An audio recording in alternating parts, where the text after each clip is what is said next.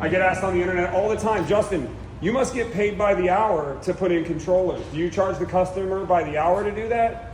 No. We charge our customers a flat rate fee to install the controller. The coiling of the wires is showing our quality of service. When somebody opens one of our controllers, they see that, they know that Conserva put that controller in.